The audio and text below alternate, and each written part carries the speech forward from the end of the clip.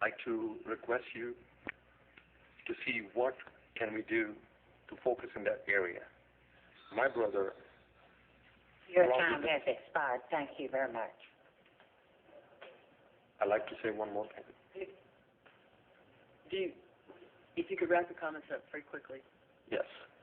There was some money issue that was found on the body of the dead.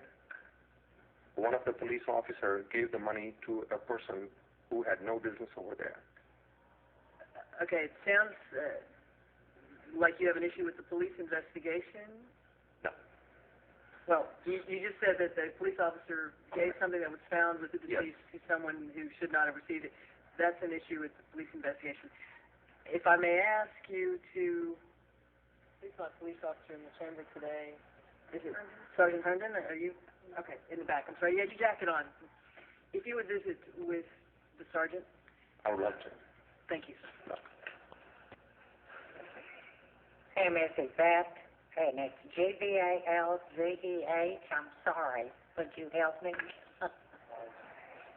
To be followed by Mr. James Parks Salvon. Go right ahead. Yes, my name is Yvette Balaze, and I represent a movement called We'll Rap for Weed.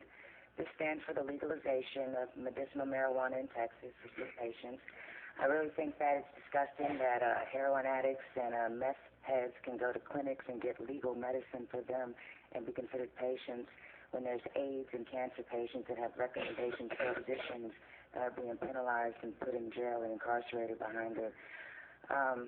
The movement that I represent, there's a lot of ignorance around medicine for the sick and medicinal marijuana, and me holding this sign invigorates a lot of anger out there among the ignorant people. Actually, last Tuesday at City Council voting stand off of Scott and Wheeler, I was jumped by 8 males because of the ignorance about my sign. They were drug dealers.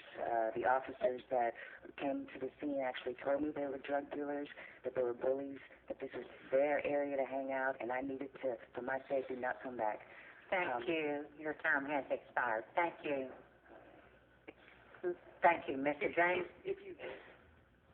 If your point is that you want to see medical marijuana legalized in the state of Texas, I would like for more education among the community and within our police department. Most officers are educated and know that there are a couple of them out there that don't understand what I represent, medicine for the sick, and they take it out on me.